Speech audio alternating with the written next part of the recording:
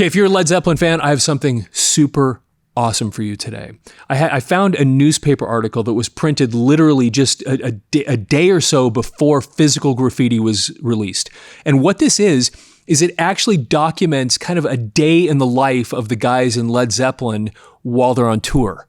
And so this literally talks about their experience leaving the hotel, flying to Montreal, landing, putting on the concert, getting back in, the flight. I mean, it's so cool.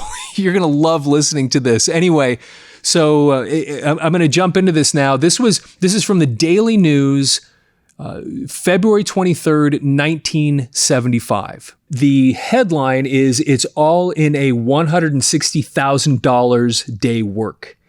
And you can see right above that headline, if you're watching this, if you're watching it rather than just listening to it, you'll see pictures of all four: John Bonham, Jimmy Page, John Paul Jones, Robert Plant, and they have these little statements right below them, which will be explained in the article. So under John Bonham, it says, "Beer and lime juice for the man in the black bowler." Jimmy Page, "For the trauma of takeoff, the little room is a big help." John Paul Jones, "Backgammon for relaxation, a Bloody Mary for reward." And Robert Plant, "Antacid for dessert, pillows for the customs officer." All right, so here we get into this article by Josh Mills. Outside the Plaza Hotel, more than a dozen limousines are parked. Some belong to the rich, some to the diplomatic corps.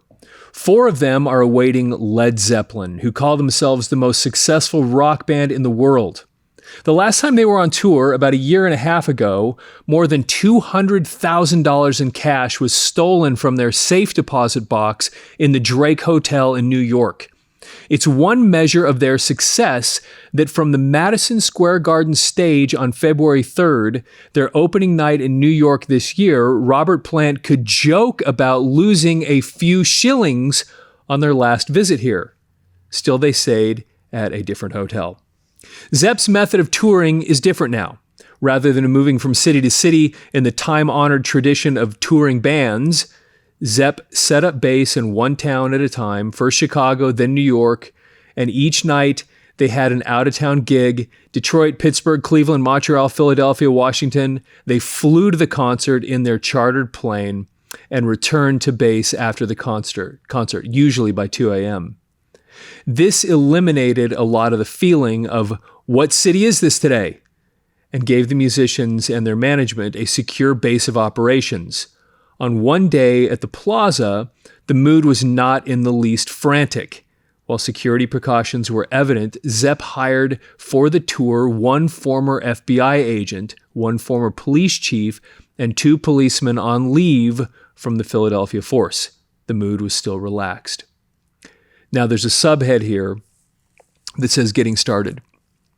"We met for the trip to Montreal in the lobby of the Plaza at 3 p.m., quiet and elegant. The lobby seemed to hold at least 4 hotel employees for each guest.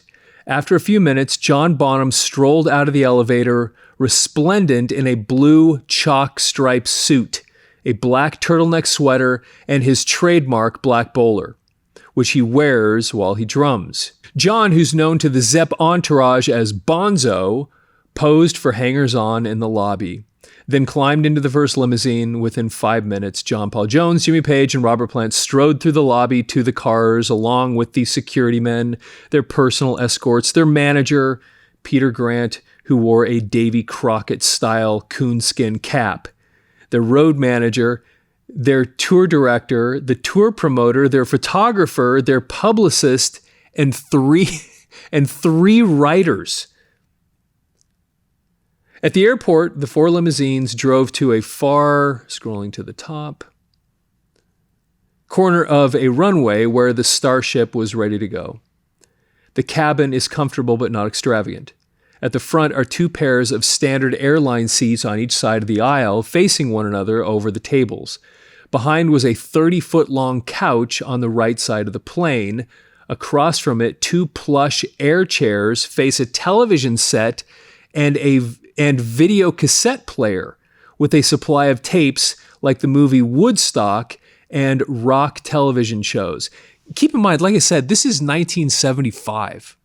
That's pretty early. And I think I don't think the VHS was around then. So this would have had to have been U-matic 3/4-inch videotapes. I'm not 100% positive about that, but I don't think the VHS or even the Beta Max was out. So the way that worked, just so you know, the first videotape that got widely used was called, it was a U-matic tape. It was a 3/4-inch videotape. If you're about my age, when you were a little kid and you went into, and they'd roll in a television and put a big tape in, that was the type of tape they were putting in back in the 70s. So it would probably have had to been that. That's so interesting. Okay. After that came 2 more pairs of seats with a card table, and John Paul Jones headed directly there, bringing out a backgammon set and starting a heated game with one of the writers. John won handily. The security men bunched along the long bar in the second part of the cabin or laid about on another couch. This one swayed. Bonzo walked about drinking beer and lime juice in a glass. Jimmy and Robert boarded last and headed directly for the rear of the plane. There were 2 back rooms, one with beaded designs and a low couch and lots of pillows on the floor, and the other a snug bedroom with a white fur bedspread. Jimmy and Robert and Peter Grant were strapped in for takeoff in the living room, and someone said that Jimmy didn't enjoy flying and preferred to spend takeoffs and landings in the smaller room. Takeoff was uneventful, and the flight proceeded quietly. Surprisingly, there was no music. No one used the TV, just a bunch of men off to work on the commuter shuttle. The Long Island Railroad is noisier and more animated most days. The executive types sat up front and talked while the stewardesses waited on them. That's a word we haven't used in a while. The writers and security men and Zepp themselves wandered about the plane, restless and subdued, and a bit bored. After a while, they helped themselves to dinner from the spread on the bar. The meal was curried shrimp on rice with salad and tarts for dessert, and an enormous spread of cheese and fruit and chocolate for munching. There was very little drinking, for those men were on the way to work. John Paul Jones ordered a Bloody Mary to celebrate his backgammon victory, then plunged into a chess game with the vice president of Zepp's record company, Swan Song. Wow. Robert Plant ordered an antacid, complaining of curry poisoning, then posed for the photographer with a glass in hand, as though he were doing a commercial. As the Starship neared Montreal, Robert became restless and began kicking a pillow about, soccer style. Quote, "I always wanted to be a soccer player," he said, to no one in particular. After that, a king. Instead, I wound up a queen. That's kind of interesting. Okay. The plane landed, and as it taxied to a stop, Robert climbed into the overhead luggage rack and lay in ambush for the customs officers who were coming on board. As the first officer, chubby and smiling, came aboard, Robert unleashed a barrage of pillows. His aim, though, was way off, and he beamed Bonzo, the tour director Richard Cole. The official smiled and made a quick search of the bar and offhand luggage and left. Outside, 5 limousines were waiting, and a Royal Canadian mounted police car with red lights flashing, waiting to lead Zepp off the snow-covered runway. It was cold. Within 20 minutes, we were at the Forum, parked safely in the basement. The concert was scheduled for 7:30 p.m. In parens, it says, "Good, we'll be back in New York in time for the Jackson 5 party," someone said. Zepp, which tours without an opening act.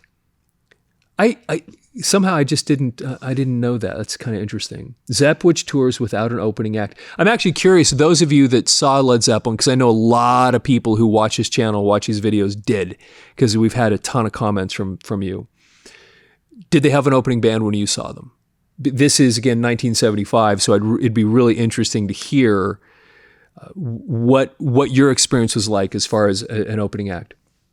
Without an opening act, went on stage at 10 minutes to 8 and played a strong set, much more vibrant than opening night in New York, where they drew critical boos from the press. And then another subhead, the band played on. Montreal has a noise control code that prohibits takeoffs from the airport after midnight. Backstage, the support personnel and management were getting itchy. It was 10:20, and the band had been playing nonstop for 2.5 hours. That's amazing. I knew that they did really long concerts, but that's a 2.5 hour concert. That is a really long concert. Zepp closed the set with Stairway to Heaven, leaving the stage as the crowd went ape, applauding wildly and then, yes, starting to scream and yowl, which hadn't happened in New York. Zepp was obviously moved and decided to do 2 encores. First Black Dog, then Communication Breakdown. John Paul Jones was so moved that he stepped up front and sang along for the first time of the tour. Backstage, everyone was running around yelling, "Quick, get away, quick, get away." The roadies placed fresh clothes and beer and sodas in the band's limos. Within 30 seconds of their last note, no exaggeration, Zepp got in their cars, the manager gave a signal, and the 5 cars pulled out. There was a police escort, motorcycles front and rear, and each intersection on the way to the airport was blocked by more police. We reached the plane by 11:15. We took off by 11:40. Steak and shrimp and salad were served, and this time the musicians ate heartily. There was more drinking too, though still not a lot by party standards. Starship 1 arrived at Newark at 1:20 a.m., and Zepp was back at the plaza before 2. Another day's work was done. The commuters were back home. The Forum in Montreal seated about 20,000 fans. The gross for the concert was about $160,000. Zepp's take-home pay? It's hard to judge, but obviously a fair day's wage. Anyway, I hope you enjoyed listening to that. I find this so fascinating. These things that happened. This again, 1975. This is what almost 50 years ago. And kind of getting a behind-the-scenes look at what Led Zeppelin was doing. I think this stuff is so fascinating. Anyway, of course, as always, follow the channel. If you like the video, please like it. Leave your comments if you had any experiences like this with Led Zeppelin, if you knew some of this stuff, if you'd seen them in concert. Again, the opening band. I'd love to hear about that stuff. And as always, have yourself a fantastic day.